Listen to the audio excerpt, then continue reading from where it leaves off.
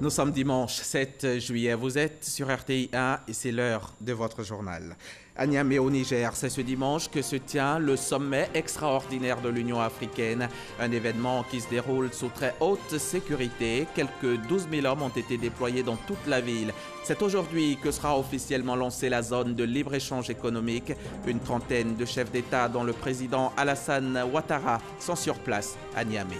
Et dans ce même cadre, Abidjan a abrité cette semaine une plateforme de rencontre sur le développement des entreprises africaines. Dénommée Club Afrique Développement, plus de 300 hommes d'affaires venus d'Afrique et d'Europe y ont pris part. Il s'agissait de faire comprendre ce nouveau mécanisme qu'est l'ASLEC à tous les participants. La 45e session de l'Assemblée parlementaire francophone se tient à Abidjan. En marge de la session, les jeunes parlementaires francophones se sont réunis pour échanger sur la situation des jeunes dans l'espace francophone. Ils ont aussi tenté de trouver des idées pour leur épanouissement. Nous en parlerons dans ce journal, ce sera dans 10 minutes.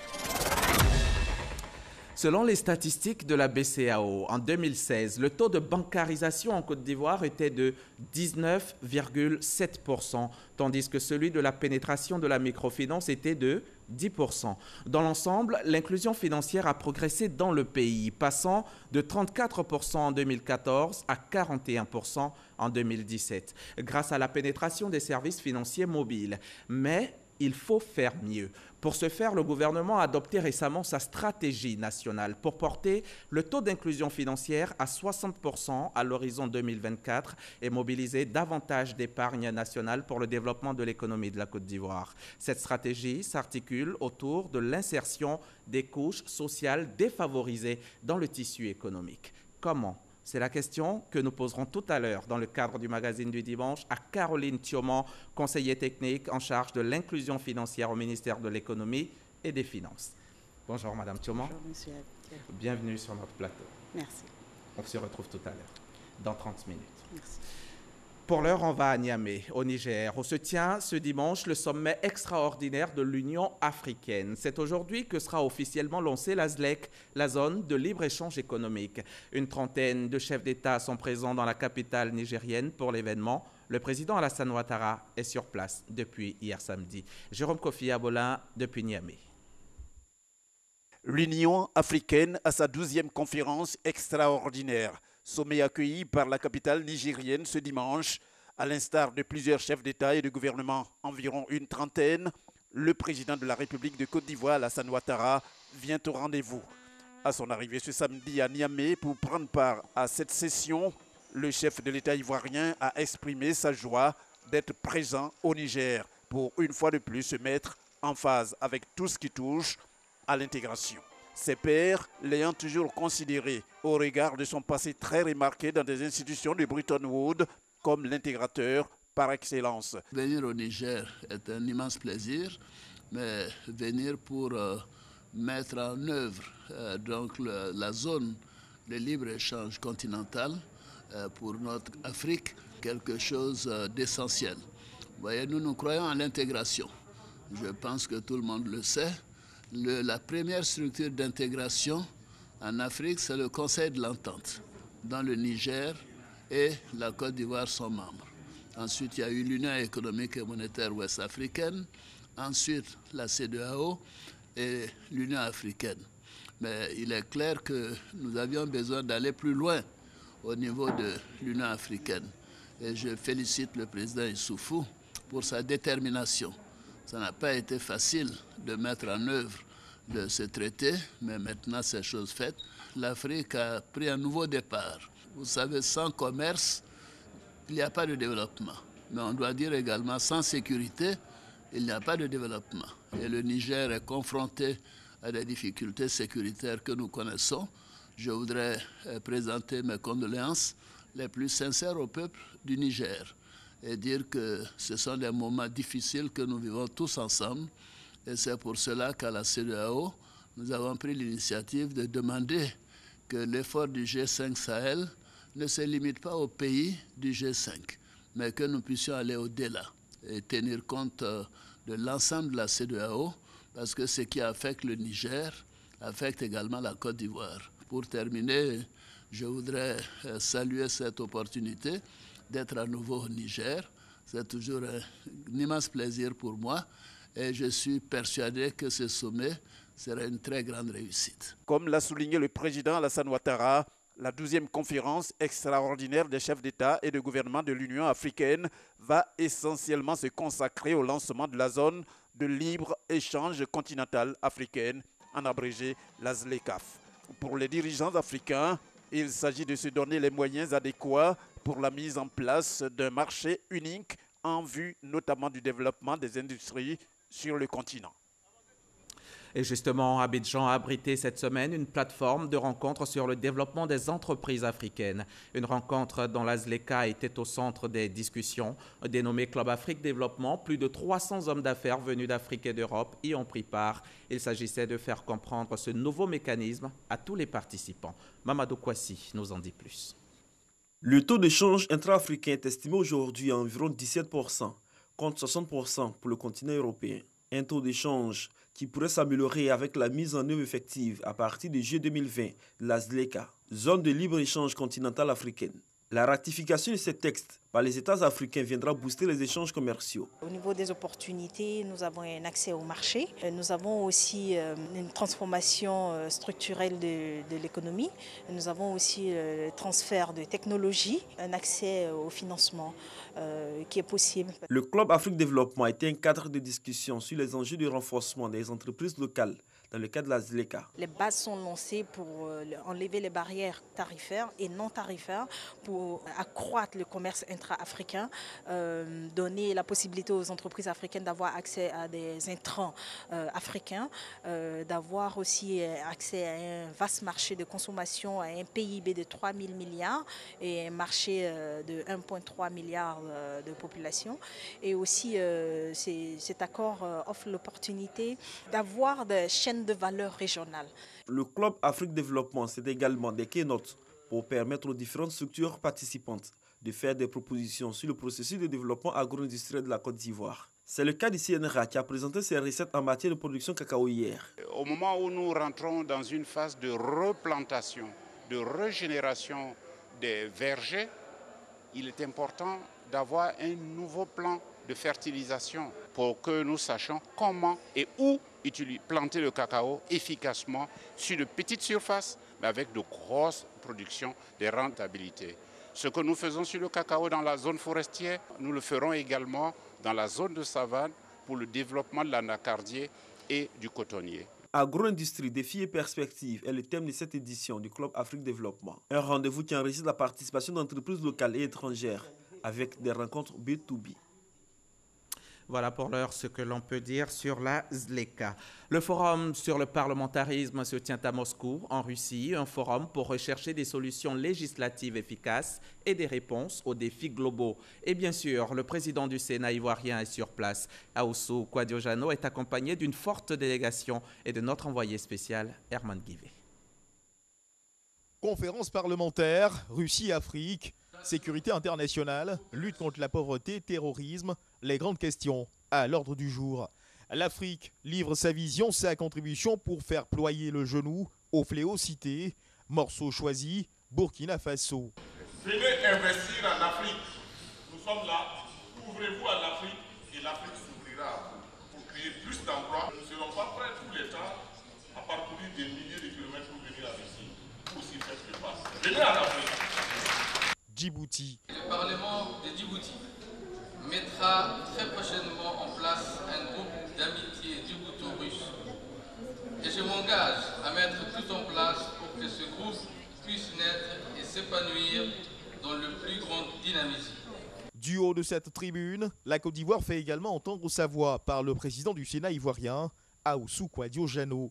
Tout le travail parlementaire que nous accomplissons s'inscrit dans la redevabilité des populations pour lutter contre les fléaux que sont le terrorisme, le changement climatique, le trafic de drogue et la corruption, mais aussi relever le défi du bien-être de nos populations.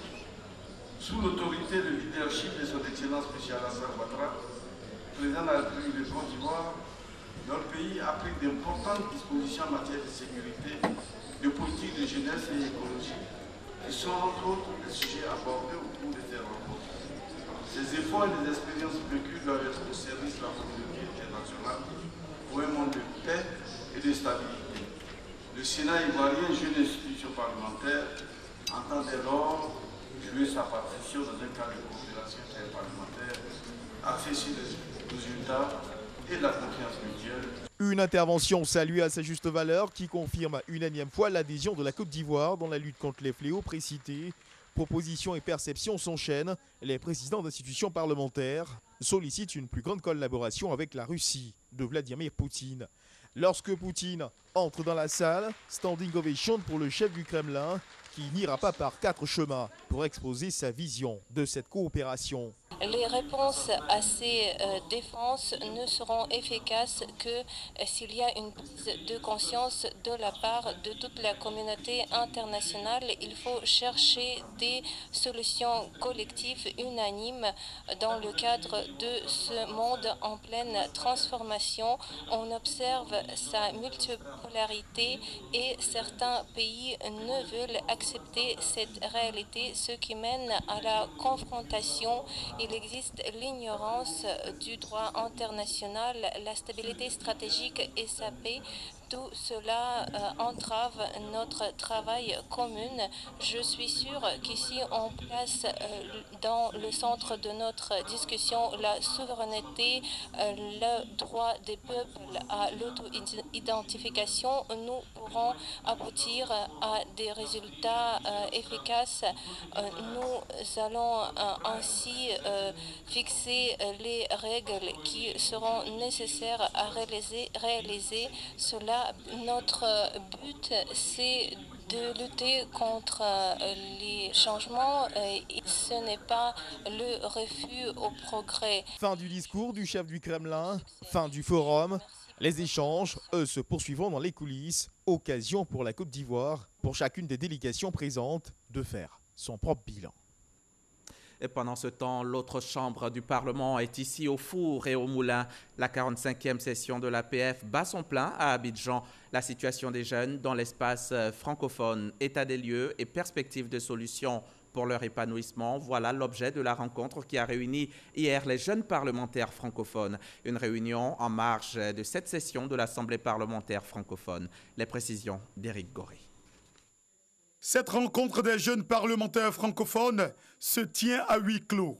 C'est un panel qui vise à trouver des solutions qui vont améliorer les conditions de vie des jeunes francophones et également les inciter à occuper des postes de décision dans l'espace francophone. Aujourd'hui, il y a une première ébauche de rapport qui a été rendue, donc qui mentionne que sur 150 pays qui ont répondu à un questionnaire de l'IUP, il y a seulement 15,5% de parlementaires qui ont moins de 40 ans. Et la volonté, c'est de savoir comment on va pouvoir mettre en place des actions au niveau de ce réseau, au niveau des pays, pour pouvoir faire la promotion. On a identifié certains écueils et après, ça va être à nous de faire des pistes et de pouvoir les proposer aux différents parlements et gouvernements. La 45e session de l'Assemblée parlementaire francophone est aussi une tribune pour parler de la promotion de la langue française. La TNT est de plus en plus une réalité en Côte d'Ivoire. La couverture nationale se fait progressivement et sûrement. À Bouaké, la télévision numérique terrestre va voir le jour prochainement. Les locaux devant abriter le dispositif sont en train d'être réalisés. Comment avancent les travaux? Pour le savoir, Sidi Tiemoko Touré, le ministre de la Communication, et Adama Yeo, le directeur général de la Société ivoirienne de télédiffusion, ont fait le déplacement de Bouaké. Reportage, Djeneba Ouattara, Soro Corona. Le ministre de la Communication et des Médias, Sidi Touré, visite les installations du centre émetteur de Bouaké.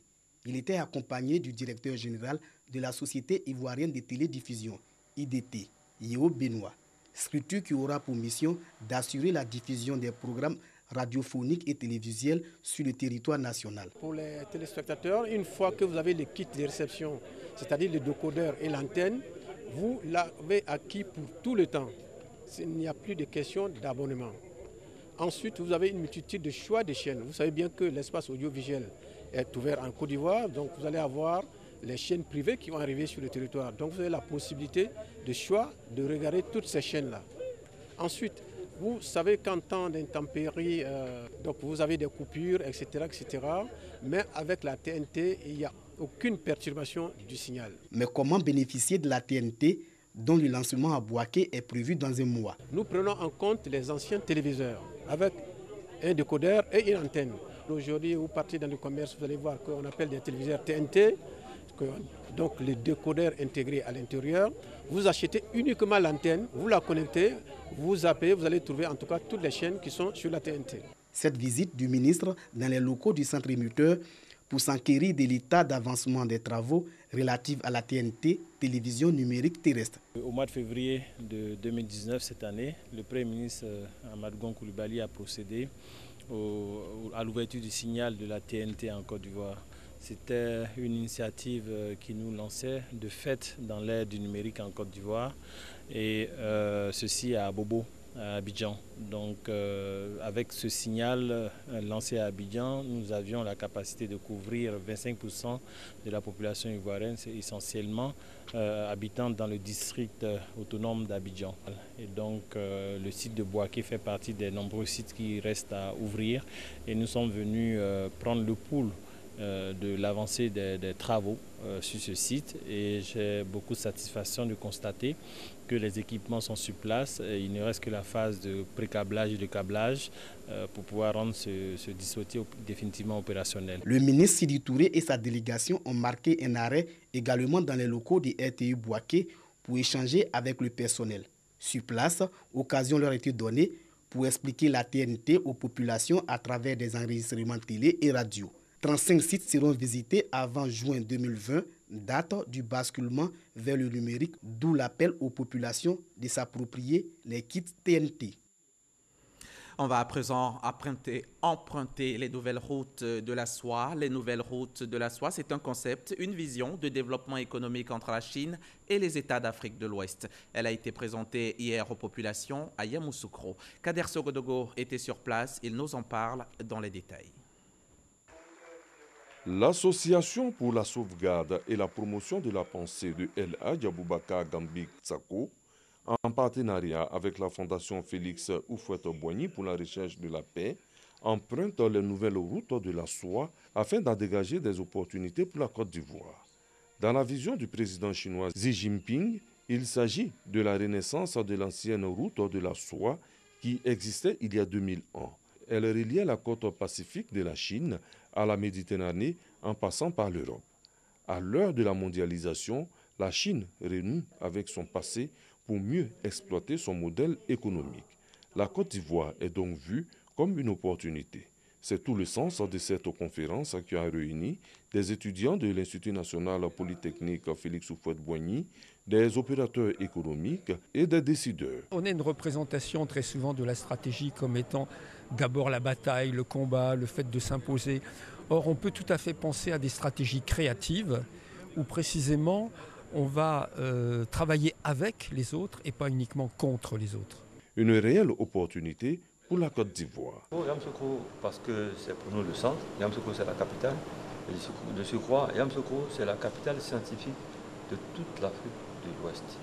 Et le développement tel qu'il est conçu aujourd'hui par la Chine, il est fondé sur les sciences. Et je pense qu'on fait le lien entre la capitale des sciences, la Chine et Yamoussoukro. Pour la suite, le district autonome de Yamoussoukro entend faire des nouvelles routes de la soie, un moyen de faire de Yamoussoukro la capitale des échanges économiques, scientifiques et culturels entre la Côte d'Ivoire et la Chine. C'était un reportage de Kader Sogodogo de la station régionale RTI Bouaké. On va repartir dans le Bouaké, cette fois pour parler salubrité. La salubrité qui est un combat quasi quotidien des autorités. Dans le cadre de l'opération Grand Ménage qui a lieu tous les premiers samedis de chaque mois, qui consiste à désherber, nettoyer nos rues, curer les caniveaux et rendre nos villes et communes propres, c'est à Béoumi que le ministère de l'Assainissement et de la Salubrité a déposé ses valises en ce début de mois de juillet. Le témoignage de Soro Corona. Balai en main, les ministres Anne-Désiré Ouloto et Sidi Touré aux côtés des autorités locales et des populations dans les rues de la commune de Béoumi. Ils participent ainsi à la 29e édition de l'opération Grand Ménage.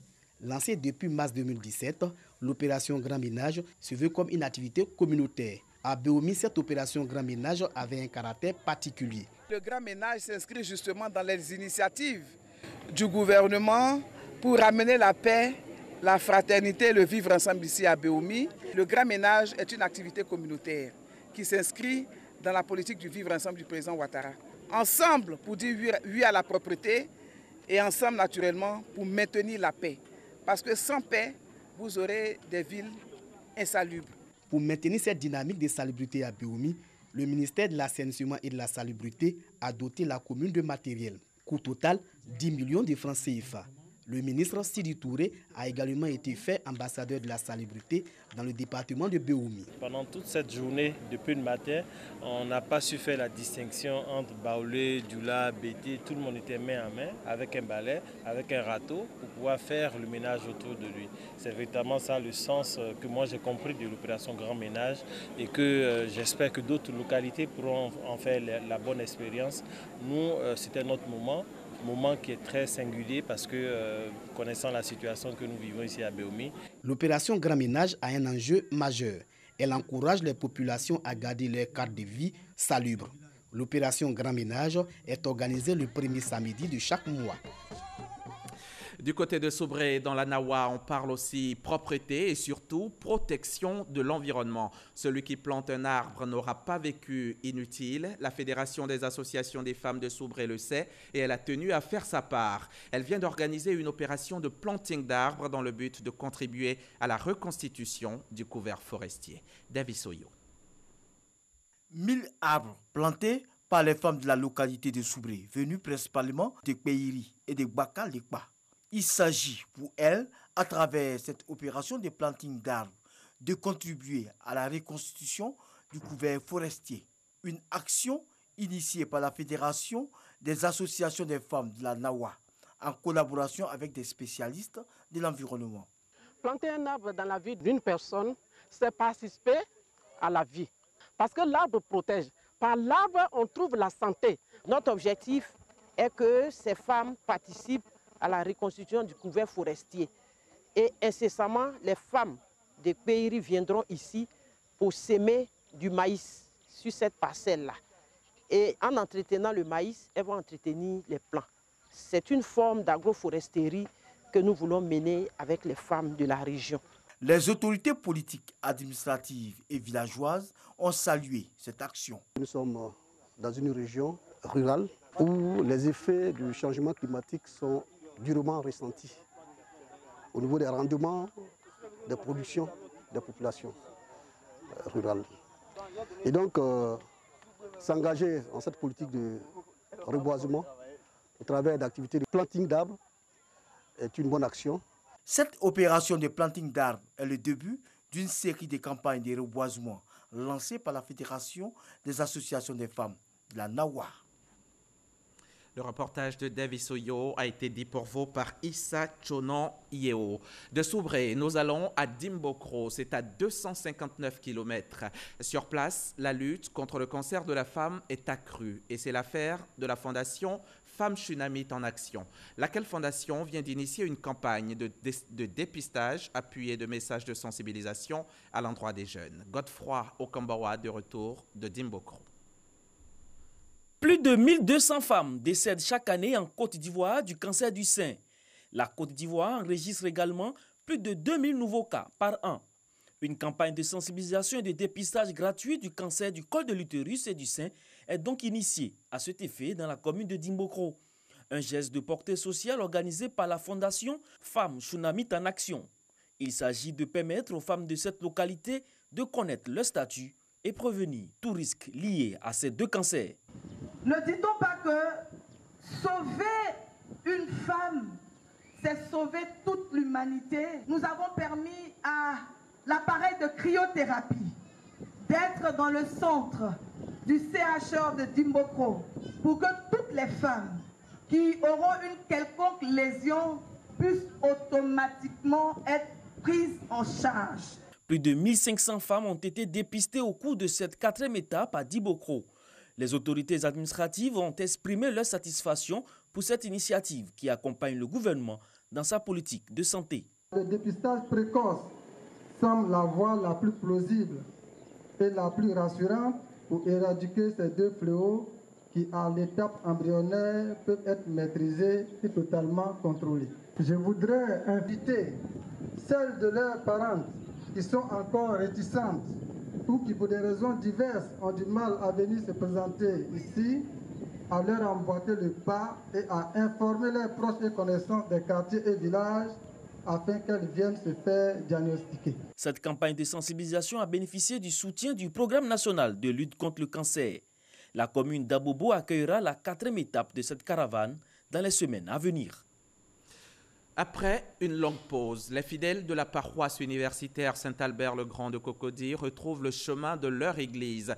Après 2 années de travaux de réhabilitation, l'église ouvre de nouveau ses portes après que le cardinal Jean-Pierre Coutois, archevêque d'Abidjan, a procédé à sa consécration. Patricia Omouetia y était pour RTI. Tout commence avec de l'eau.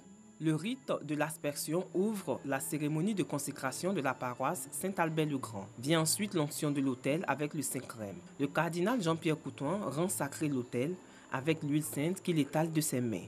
La consécration d'une église à Dieu est l'un des rituels les plus importants de la liturgie catholique. Alors, on finit ces rites avec un encensement solennel, cette offrande de l'encens qui symbolise celle de notre prière et de notre vie, appelée à être consumée dans l'amour, est la première offerte sur le nouvel autel.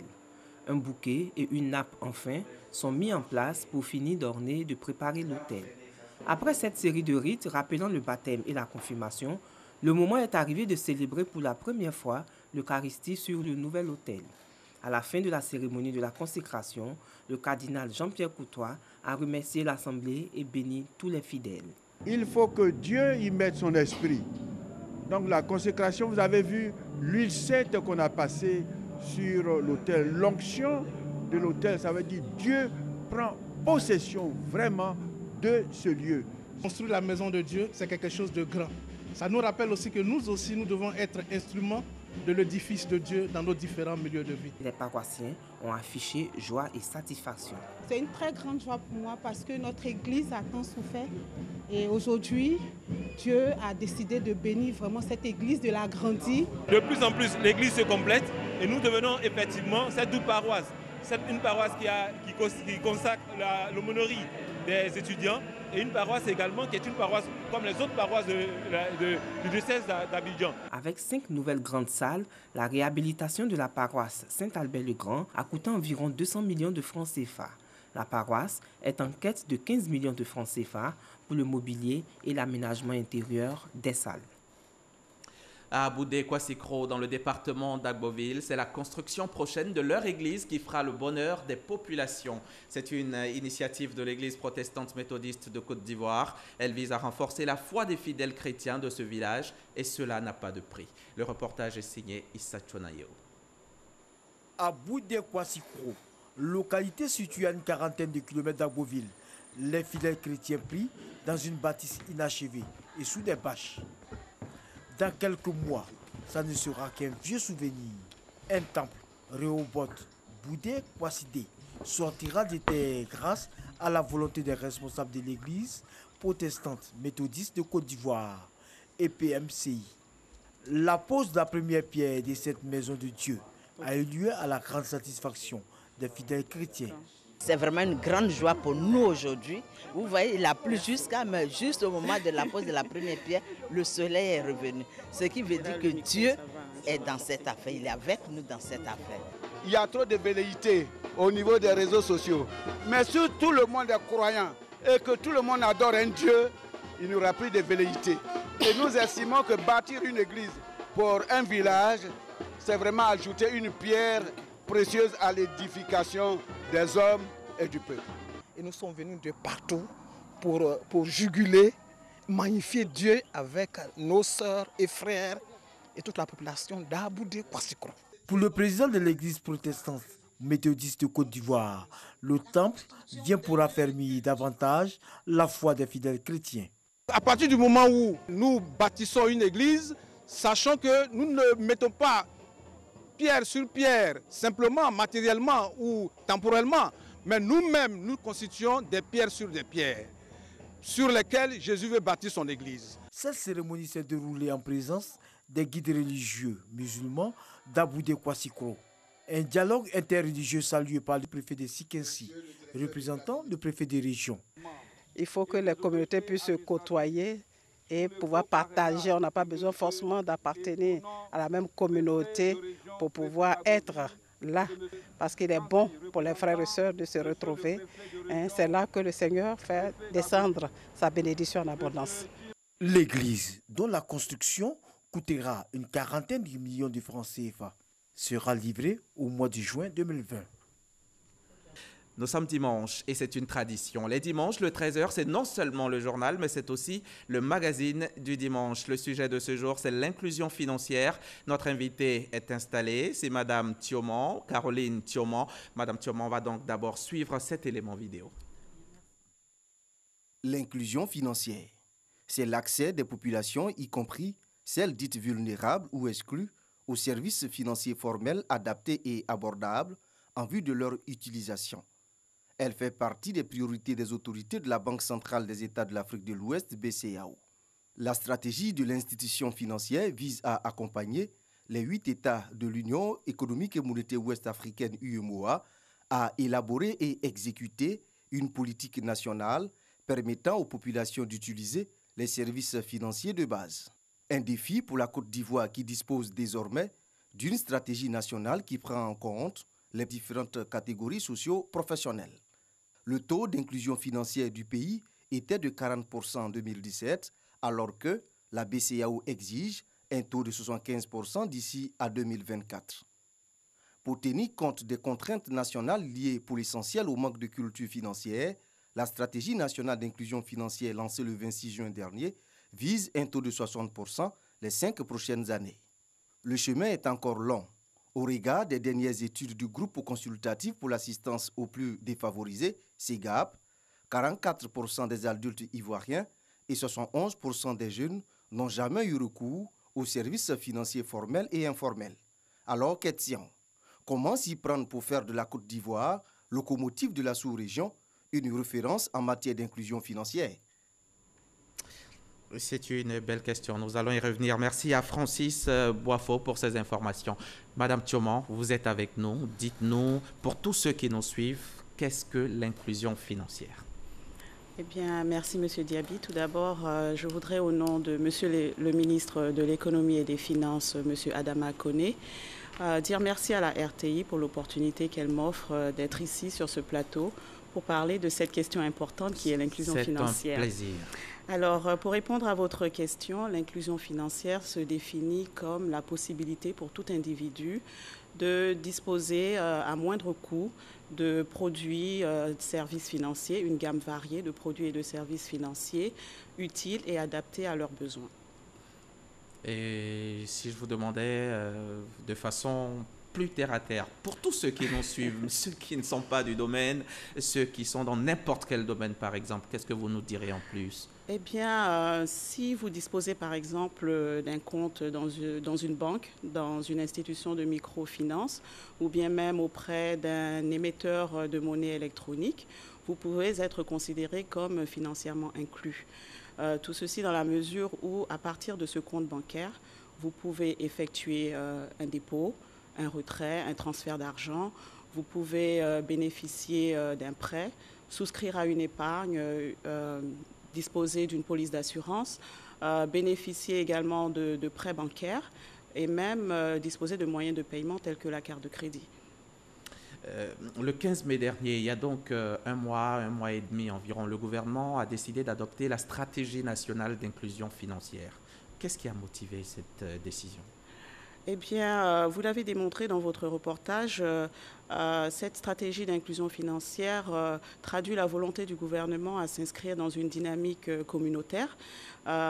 Et en effet, la Banque centrale a élaboré une stratégie régionale d'inclusion financière pour justement permettre aux populations de la zone UEMOA de disposer de services et produits financiers adéquats.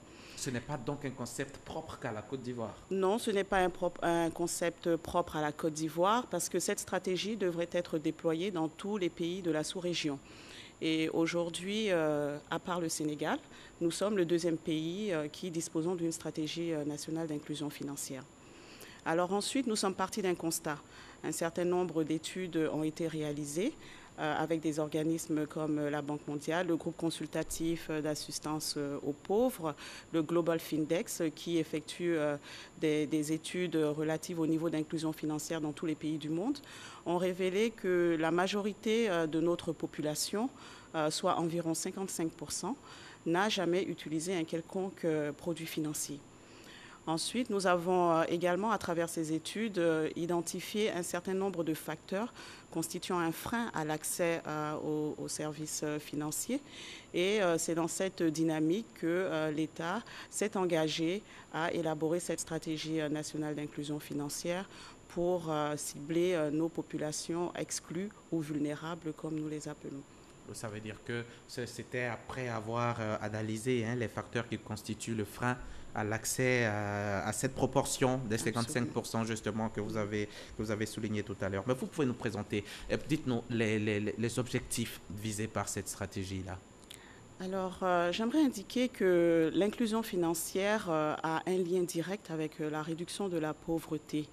Et donc, cette stratégie s'inscrit parfaitement dans le programme social du gouvernement qui vise à l'amélioration du bien-être de la population ivoirienne à travers des actions ciblées.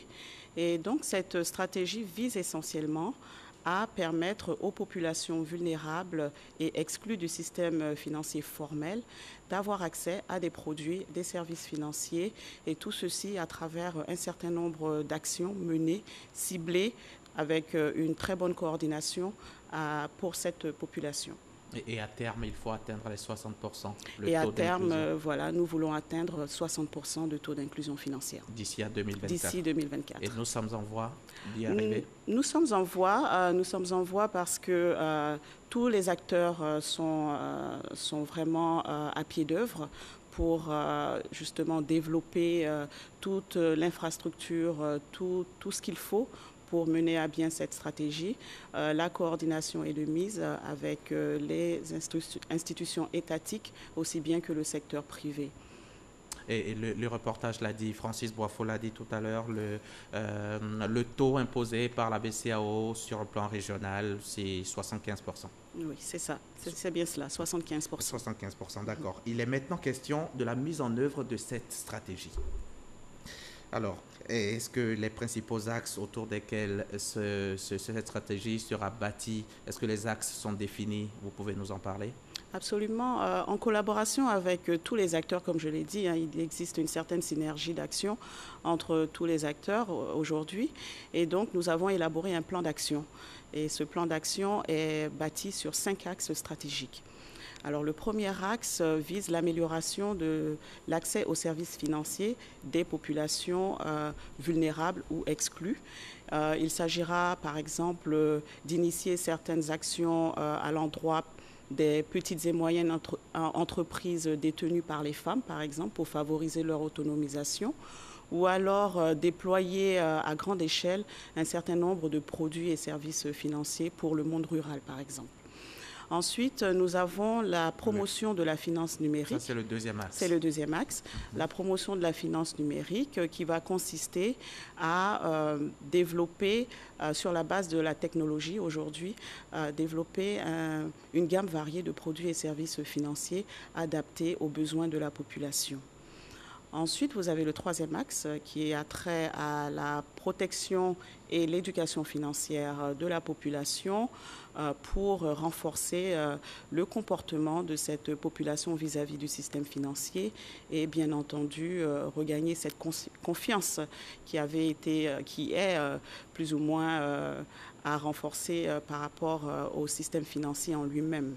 Voilà. Et puis les derniers axes, quatrième, cinquième? Quatrième et cinquième axes sont respectivement liés au cadre réglementaire ainsi que le cadre fiscal que nous voulons renforcer et mettre en cohérence avec les objectifs d'inclusion financière que nous nous sommes visés.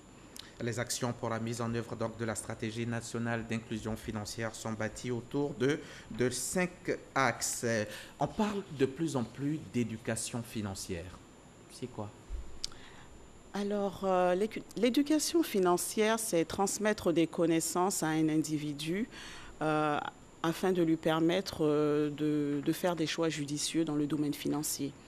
Et quel est l'intérêt pour la population d'être éduquée financièrement?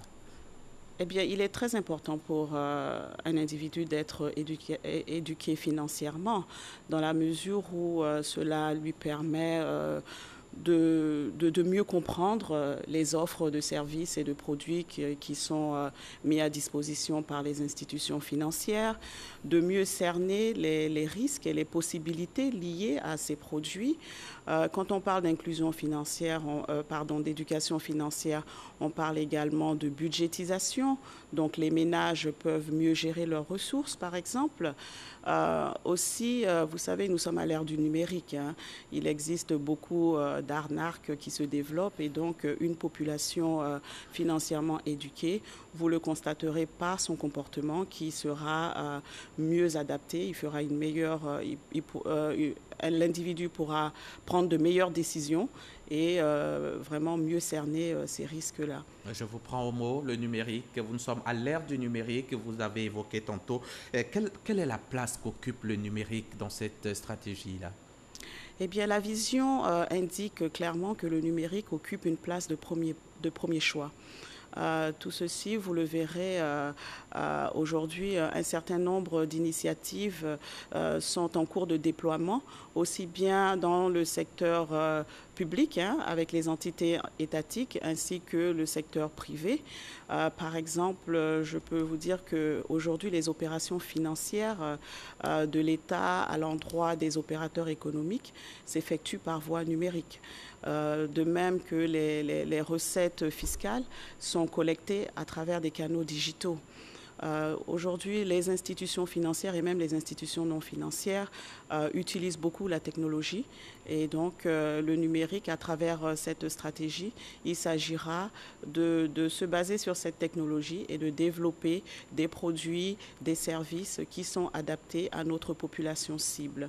Mais je voudrais indiquer également que cette promotion du numérique ne peut pas se faire sans une infrastructure de pointe. Donc nous travaillons avec les autorités compétentes pour améliorer cette infrastructure à travers des plateformes, à travers des réseaux et tout ça pour pouvoir développer des produits et des services pour nos populations.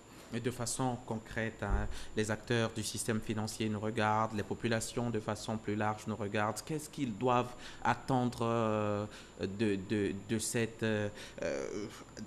cette mise en œuvre de la stratégie nationale d'inclusion financière? Moi, en tant que citoyen et les acteurs également du système financier. Eh bien, à travers cette stratégie, nous voulons rapprocher les populations du système financier parce qu'il existe beaucoup d'initiatives à leur endroit, beaucoup de produits et services existent pour justement les aider dans leur domaine d'activité. Et donc, à travers cette stratégie, nous allons essayer de nous rapprocher davantage de nos populations. Pour cela, nous envisageons même dans les prochains mois des journées portes ouvertes qui seront un lieu pour les populations de mieux connaître les initiatives et les actions qui sont menées par le gouvernement à leur endroit, ainsi que le secteur privé qui développe tous les jours de nouveaux services, de nouveaux produits. Et en 2 mots, vous leur diriez quoi pour terminer? Eh bien, je pourrais dire que le gouvernement est véritablement engagé à mettre en œuvre cette stratégie nationale d'inclusion financière sur la période de 2019-2020. Et pour ce faire, nous avons besoin de toutes les synergies. Tous les acteurs nationaux et même internationaux sont invités à inscrire leurs actions, leurs initiatives dans ce cadre-là qui est la stratégie nationale d'inclusion financière qui sera portée par l'Agence de promotion de l'inclusion financière. Merci. Madame Thiaumont, Caroline Thiaumont, conseiller technique en charge de l'inclusion financière au ministère de l'Économie et des Finances. Je rappelle que vous êtes venu nous parler justement de l'inclusion financière et de l'objectif du gouvernement qui est de porter le taux d'inclusion à 60% à l'horizon 2024 et mobiliser davantage d'épargne nationale pour le développement de l'économie de la Côte d'Ivoire. Merci encore d'être venu et revenez nous voir quand vous voulez. Ce journal est terminé. Merci de l'avoir suivi. Merci à toute l'équipe qui m'a aidé à le préparer. Je serai encore chez vous demain à 13h.